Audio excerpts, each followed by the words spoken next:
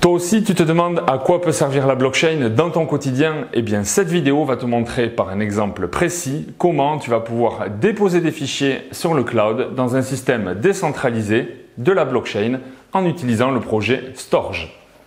Alors avant d'aller dans le détail, on va faire un petit retour en arrière. On va rappeler rapidement ce qu'est un système de stockage centralisé tel que tu le connais et que tu le pratiques très certainement. Aujourd'hui, je pense que tu utilises un système comme la Dropbox, comme le stockage en ligne de Google, d'Apple, de Microsoft ou d'autres services qui proposent une quantité de données accessibles directement sur Internet. Aujourd'hui, on va utiliser l'équivalent, à savoir le cloud, pour pouvoir transférer et déposer donc des fichiers et pour les consulter et les retélécharger plus tard, mais sous un système décentralisé en utilisant la blockchain. Alors sans le savoir, tu utilises déjà depuis bien longtemps un système de transmission de fichiers sous un système décentralisé, ou plutôt en mode pair à pair. Je ne sais pas s'il t'est déjà arrivé de télécharger des fichiers sur un réseau torrent, mais c'est exactement le même système. Alors avant d'aller plus loin, je voudrais te montrer un schéma sur lequel tu vas très simplement comprendre comment se passe le téléchargement d'un fichier en téléchargement direct et en téléchargement pair à pair. Tout d'abord, voyons le mode client-serveur habituel. Ton ordinateur est ici, comme celui de n'importe quel autre utilisateur. Lorsque tu vas vouloir télécharger un fichier sur Internet, celui-ci est hébergé sur un serveur et ton ordinateur va interroger le serveur pour récupérer et télécharger le fichier. En mode pair à pair cette fois-ci ou en mode décentralisé, chaque utilisateur est à la fois client et serveur. Exemple, le fichier que tu veux télécharger, il est bien évidemment disponible auprès d'un autre utilisateur, mais à partir du moment où toi-même tu vas télécharger ton fichier, tu vas également le mettre à disposition de tous les autres utilisateurs. On a bien ici un réseau décentralisé où chacun télécharge et propose aux autres le ou les fichiers. Alors attention, petite précision, le téléchargement en pair à pair n'est absolument pas illégal, bien au contraire, il offre de nombreux avantages. Ce qui est illégal, c'est de télécharger des films ou des œuvres musicales qui seraient protégées. Alors dans le cadre de Storj, les fichiers ne sont pas hébergés sur un serveur centralisé comme le propose notamment Dropbox. Storj, c'est un réseau qui met en relation de nombreux utilisateurs dans le monde qui souhaitent partager une partie de leur disque dur et c'est sur cet ensemble de disques durs dans le monde que tu vas pouvoir déposer ton ou tes fichiers. On va le voir de suite dans l'exemple. On se retrouve donc sur le navigateur, sur le site storj.io. Dans ce premier onglet, vous pourrez voir toutes les explications sur le projet qui sont données en anglais. En haut à droite, vous avez le bouton bleu Start for Free qui vous permet de vous inscrire gratuitement et de créer un compte. Pour ma part, j'ai déjà créé un compte et on va dans ce deuxième onglet regarder le tableau de bord. C'est ce que nous avons ici donc dans le menu Dashboard. On va directement accéder au menu Objet pour pouvoir déposer de nouveaux fichiers. Lorsqu'on se connecte par le navigateur, il nous demande de nous identifier par une liste de mots. Ce sont les mots qui vous ont été donnés lors de l'inscription. Je vais les saisir et on se retrouve dans quelques secondes. Voilà, une fois que vous êtes connecté, vous accédez donc à la racine de votre arborescence, de votre répertoire directement sur le répertoire Storj, sur la blockchain.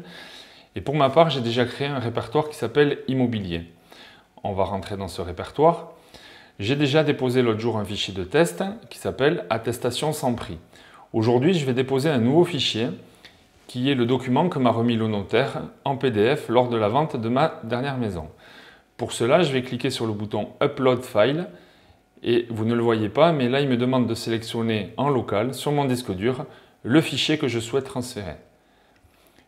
Voilà qui est fait. L'envoi se fait de manière très rapide. Et les 24 mégaoctets correspondant au fichier acte de vente maison.pdf viennent d'être déposés sur la blockchain. On voit donc ici les deux fichiers qui sont sur mon espace Storj. Lorsque je clique sur le fichier, en bout de ligne, j'ai la possibilité de demander un lien de partage qui va permettre de l'envoyer à n'importe quel interlocuteur qui aura ensuite la possibilité de télécharger le document. Lorsque je clique dessus, j'ai la possibilité de générer un nouveau lien de partage. Voilà le lien que je vais pouvoir automatiquement copier.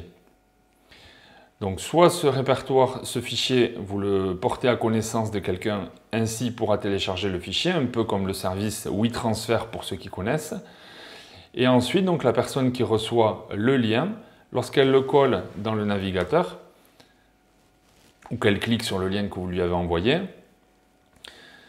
elle accède aux détails du fichier. Ici à droite, vous avez un aperçu du document PDF. Vous voyez bien qu'il s'agit là du document que m'a remis le notaire. Et très important, au centre de l'écran, on peut voir que le fichier que j'ai déposé sur Storj, sur la blockchain, est réparti dans 80 sites dans le monde. Ces 80 sites sont ce que l'on appelle des nœuds. Le fichier de 24 mégas est donc réparti, vous le voyez sur la carte du monde, dans les différents endroits où il y a un point bleu qui apparaît. Donc le fichier que vous avez envoyé, en fait, il a été découpé en plusieurs morceaux avant d'être réparti sur ces nœuds. Lorsqu'une personne va ensuite vouloir télécharger le document, ou vous-même lorsque vous allez vouloir récupérer ce même fichier, il faudra qu'au minimum 29 des 80 nœuds disposant tout ou partie de votre fichier, il faudra que ces 29 nœuds, au minimum, soient disponibles. 29 sur 80, ça laisse une marge de sécurité suffisamment importante. Alors dans le monde, il y a aujourd'hui, sur le projet Storj, plus de 10 000 nœuds qui sont répartis dans 84 pays. Alors à quoi correspondent ces nœuds? Eh bien ce sont des personnes comme vous ou moi qui ont décidé d'utiliser les ressources de leur propre ordinateur et de les mettre en partage pour que le disque dur de notre ordinateur soit utilisé pour y stocker les documents d'autres personnes dans le monde. Alors si vous-même vous souhaitez contribuer à ce réseau décentralisé, vous pouvez le faire en allant sur le premier onglet. Toutes les explications vous sont données ici dans les différents menus. Mais vous pourrez pour cela donc mettre à disposition au minimum 500 gigaoctets de votre disque dur. C'est le minimum requis. Dans les autres critères également qui sont nécessaires, c'est d'avoir une connexion Internet suffisamment rapide. Autre impératif, c'est que votre ordinateur ne soit pas éteint plus de 5 heures maximum dans le mois.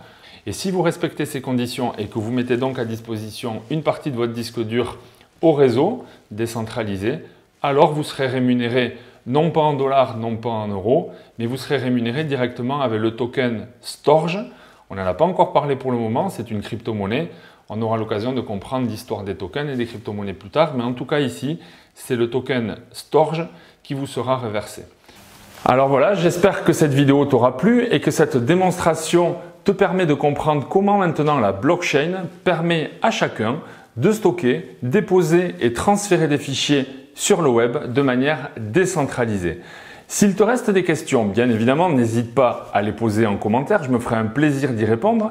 Et vos questions me permettent également de proposer de nouvelles vidéos. Sache qu'une des prochaines vidéos reviendra sur ce fonctionnement ici des DCZ. Storj n'est pas le seul service qui permet de stocker des fichiers sur le web et on verra un exemple très concret qui devrait intéresser de nombreuses personnes. Alors, si tu ne veux pas louper cette prochaine vidéo, bien évidemment, tu t'abonnes à la chaîne et je te conseille également d'activer les notifications.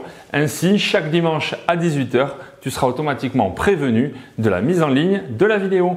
Je te remercie et à très vite.